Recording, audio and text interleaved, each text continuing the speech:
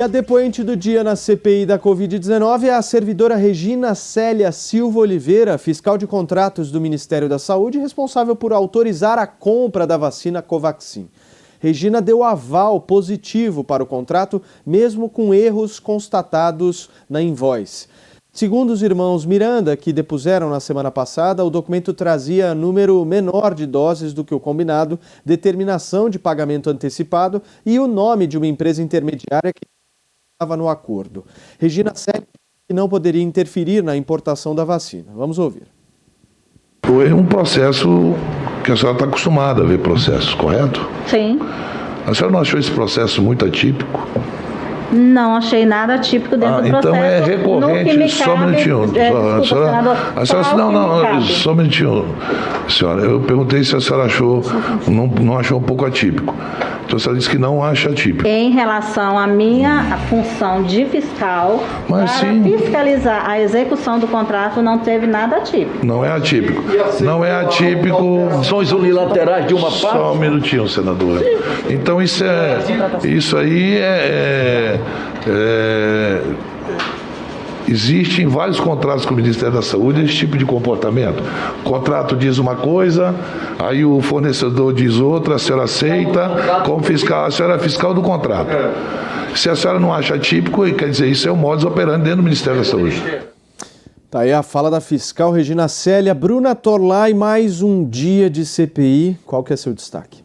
Olha, na verdade eu achei muito interessante essa insistência, do presidente Jair Bolsonaro para que o Ricardo Barros vá depor. É engraçado que a CPI ela é tão explicitamente política que ela convoca, depois ela desconvoca conforme as suas conveniências. Então hoje foi um depoimento que não trouxe nada de realmente substancial. Você encontrou ali, a gente conseguiu observar algumas contradições entre o depoimento da servidora e do irmão do Luiz Miranda, Então, de fato, ela contribui para a gente ter aí atenção ali aqueles depoimentos, mas de resto, quem realmente precisaria ser ouvido para se confrontar o que de importante foi falado no relato dos irmãos Miranda seria o Ricardo Barros, que agora parece que a CPI não quer mais ouvir. Então o cara se dispõe a ouvir e a CPI está dispensando. Eu achei isso um pouco estranho, preferirem ouvir essa servidora que não tem muito a acrescentar, em vez de a pessoa que mais teria algo a nos dizer. Amanda Klein, qual é o seu destaque? Olha, Paulo, o depoimento de hoje foi um jogo de empurra e ficou difícil saber exatamente qual era a função e a responsabilidade da servidora Regina Célia. Então, vamos às inconsistências do depoimento e do processo de compra da Covaxin como um todo. O contrato com o Ministério da Saúde, contrato de compra, foi assinado no dia 25 de fevereiro. A entrega do primeiro lote de vacinas era prevista para o dia 17 de março. E a servidora fiscal do contrato só é nomeada para esse cargo no dia 22 de março. Então, veja, quase um mês depois do contrato de compra assinado e depois já do primeiro lote de vacinas que deveria ter sido recebido. E qual é a função do fiscal do contrato? Bom, ele vai supervisionar o cronograma e a execução deste contrato. Aí a servidora Regina Célia, quando ela é nomeada oficialmente no dia 22 de março, veja, essa data é posterior ao primeiro invoice, a primeira nota fiscal que o irmão do deputado Luiz Miranda, o servidor da saúde, Luiz Ricardo Miranda, diz ter recebido no dia 18 de março.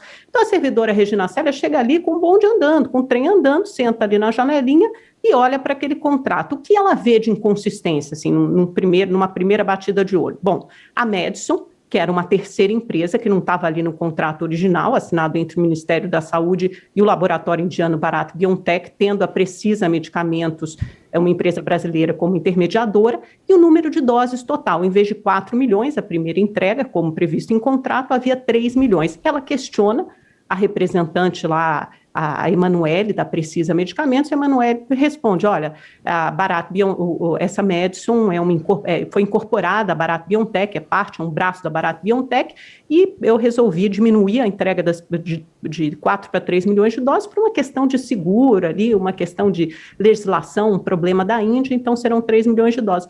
A servidora meio que faz uma vista grossa e manda seguir o contrato mesmo com essas inconsistências. E quando questionada pelo senador Fabiano Contarato, por exemplo, mas não teria que ter um aditivo, um aditamento para mudar esse número de entrega de doses de 4 para 3 milhões?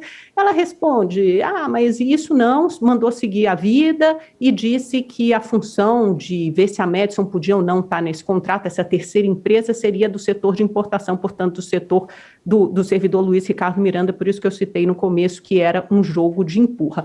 Ela disse que não viu nada de errado no contrato, que não sofreu nenhuma pressão, mas a senadora Simone Tebet, que é advogada e é professora de direito, viu muitas inconsistências e irregularidades. Inclusive, acusou de falsidade ideológica o documento mostrado, 2 documentos mostrados pelo ministro Onyx Lorenzoni e pelo então secretário executivo do Ministério da Saúde, o Elcio Franco, naquele pronunciamento público, quando eles mostraram 2 invoices, 2 notas fiscais, que seriam as corretas, e que ela disse que havia milhões de inconsistências, erros de inglês, erros de logotipo, de marca, de quantidade, de frete, enfim, uma série de erros. O que ficou patente ali é que esta servidora cumpria uma função meramente burocrática. Ela deu sequência ao contrato, apenas no final de março indicou que podia haver algum descumprimento na entrega das primeiras 2 doses e depois, no dia 22 de junho, finalmente alertou o Ministério da Saúde para suspender esse contrato que efetivamente foi feito no dia 29 de junho. Então, há uma série de detalhes, de minúcias que ainda precisam ser esclarecidas. Serrão, você concorda com a Amanda? Olha, a Amanda descreveu muito bem aquilo que nós sempre chamamos a atenção aqui. O problema da administração pública brasileira é estrutural. Nós não temos mecanismos efetivos de fiscalização para garantir a lisura completa de todas as operações.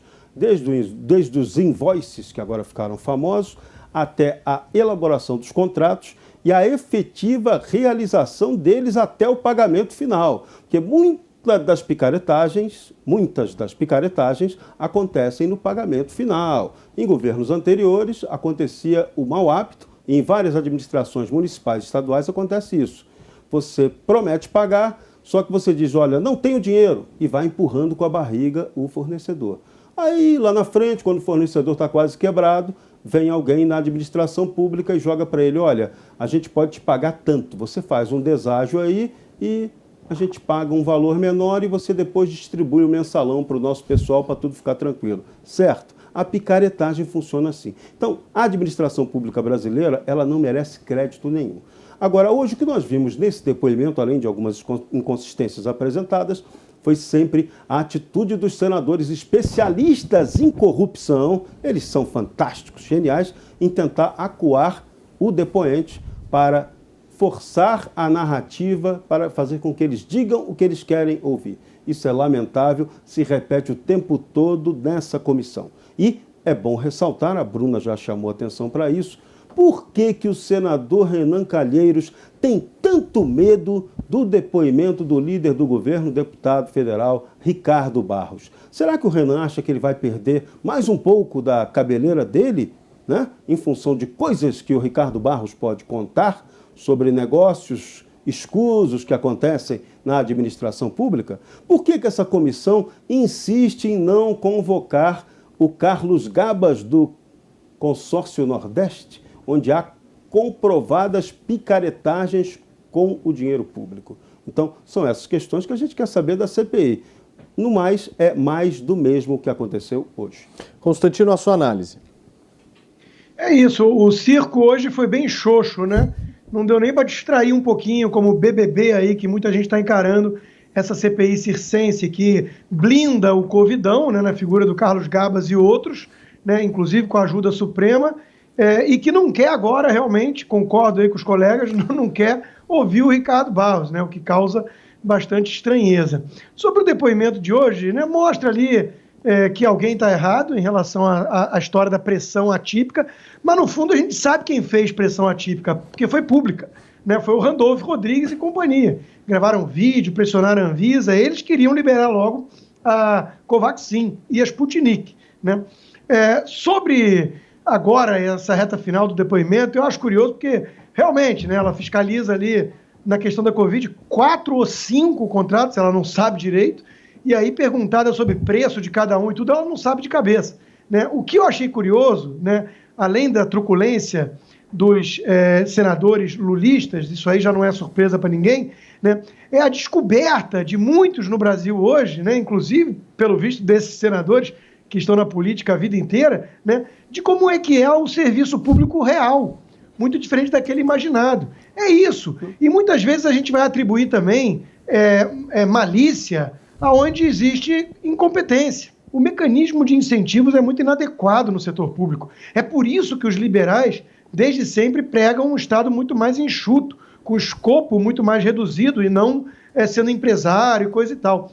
No mundo ideal, as pessoas imaginam lá o seu Linneu, da grande família, fiscalizando, com espírito público, um cara correto e competente, né? E na prática é isso, né? Um segura o papel, o outro vai lá e grampeia e passa a bola e joga batata quente. Então, eu acho curioso a esquerda nunca aprender a lição e ficar pedindo mais Estado. Veja que curioso, hoje nós temos o ex-presidente Lula, né, fazendo mais uma vez a analogia do Estado com um pai, falando que o presidente é como um pai para o povo. Né, quer dizer, ainda copia mal Getúlio, né, no pior aspecto totalitário, fascistoide. Né? Então é isso, quando um sujeito enxerga que a função do presidente é ser como um pai da população, quem é que vai ligar para a realidade dos fiscais espalhados pela máquina pública hipertrofiada? Né? Muito bem, Amanda Klein. É preciso dirimir essa dúvida e saber quem está mentindo, quem está falando a verdade. Porque a servidora Célia, Regina Célia, disse que não sofreu pressão de ninguém, de nenhum grupo, e não havia nada de errado com o contrato, pelo menos ela não viu nada de errado em contrato. Obviamente que ela é responsável apenas por uma etapa, que é a execução do contrato. Ela não é responsável, por exemplo, pela parte pré-contratual, de formação de preços, de importação, e nem por algumas fases posteriores. Então, obviamente, ela não tem ciência de tudo que acontece no Ministério da Saúde. Mas, pelo que nós sabemos e temos conhecimento até agora, há pelo menos 2 contratos com irregularidades e com trechos muito estranhos. Este da Covaxin e o outro da Davat. A gente ouviu o depoimento do Luiz Paulo Dominguete, aquele policial de Alfenas, Minas Gerais, sul de Minas Gerais, na semana passada. Ele disse que ofereceu 400 milhões de doses para o Ministério da Saúde por $3,50. E depois apareceu a participação de um reverendo, de um pastor, o Hamilton Gomes, representante da Senac, que é uma sociedade ali de ações humanitárias. Ele também estava presente, também se reuniu com altos servidores do Ministério da Saúde. E parece que a figura que liga todas essas pontas soltas, será ouvida amanhã pela CPI. Então, é grande a expectativa para o depoimento do Roberto Dias, que era aquele diretor, todo-poderoso diretor de logística, que já foi exonerado do Ministério da Saúde, depois que veio a público essa história do Luiz Paulo Dominguete da compra que acabou não se realizando da Davat e do pedido de propina. Teria sido ele, o servidor, que fez o pedido de propina, e ele foi nomeado para o cargo, apadrinhado pelo ex-deputado Abelardo Lupion, do DEM do Paraná, e também tem ligações com o Ricardo Barros, também teria recebido aval e apoio para ser nomeado no Ministério da Saúde do ex-ministro e atual líder do governo na Câmara, Ricardo Barros. Então, é preciso ouvir esse depoimento do Dias amanhã, do Roberto Dias, e também avançar nessa quebra de sigilo e toda a documentação para começar a juntar essas peças de quebra-cabeça e ver se de fato houve irregularidades, mal feito ou tentativa de corrupção nesses contratos de Covaxin, Davat, quiçá outros.